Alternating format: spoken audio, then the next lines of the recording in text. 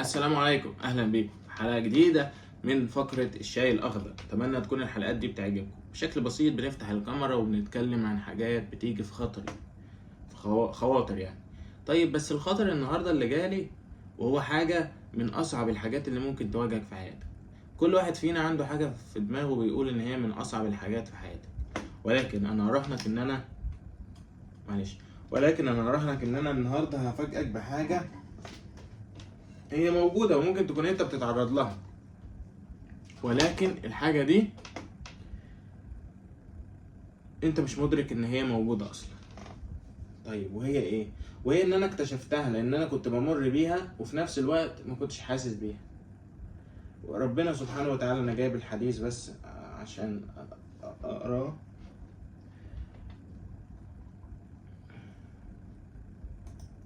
في دعاء الرسول عليه الصلاة والسلام كان بيقوله: اللهم إني أعوذ بك من الهم والحزن، وأعوذ بك من العجز والكسل، وأعوذ بك من الجبن والبخل، وأعوذ بك من غلبة الدين وقهر الرجال.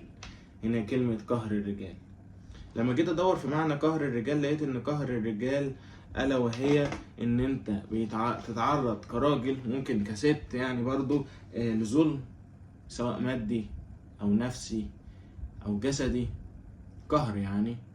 ولكن ان هو بيتسمى قهر ليه؟ لانك انت مش قادر تشيله عن نفسك. واكتر انواع القهر دي اللي انت ممكن تمارسها او تتمارس عليك وهو حكم النفس.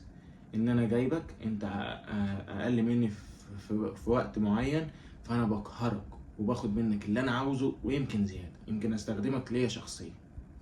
ودي من اصعب الانواع اللي انت ممكن تتعرض لها في حياتك. كل ما تحس انك انت بتبعد عنهم بيشدوك ليهم تاني. لا اعمل كذا، لا ما انت لو ما عملتش كذا انا هأذيك. ودي من اصعب الانواع اللي ممكن تمر بيها يعني. ولكن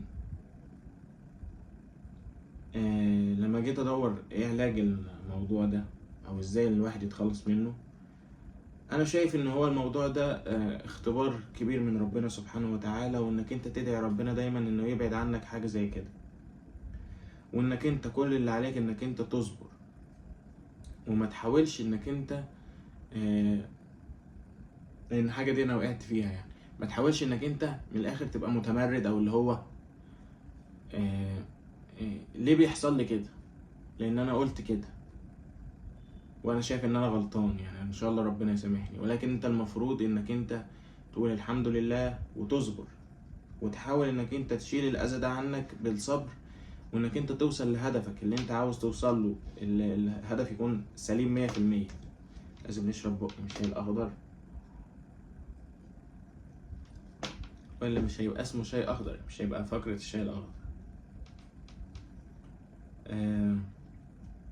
وانك انت تحاول انك انت توصل لهدفك بطريقة صح لحد ما تخرج من فترة الاذى النفسي او قهر اللي انت عايش فيه ده.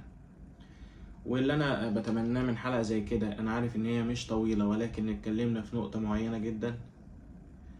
اتمنى من ربنا سبحانه وتعالى ان هو يبعد عننا وعن اي حد بيسمع الفيديو ده موضوع القهر ده، وانه يبقى من احسن الناس في التعامل مع الموضوع ده، وانه يخرج منه باحسن يعني احسن، زي ما نقول احنا في اختبار، باحسن حل للاختبار ده. وان ربنا سبحانه وتعالى يبعد عننا كلنا اي شر. كانت حلقة بسيطة اتكلمنا فيها عن النوع ده. لو انت شايف طرق حل تانية للموضوع فاكتب لي في التعليقات.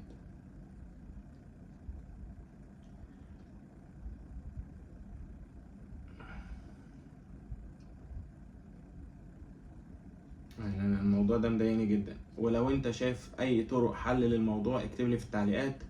واتمنى ان ربنا يبعد عننا اي شر واننا نصبر على اللي بيحصل لنا ده. كان معكم يحيى، نقفل من الزرار السحري.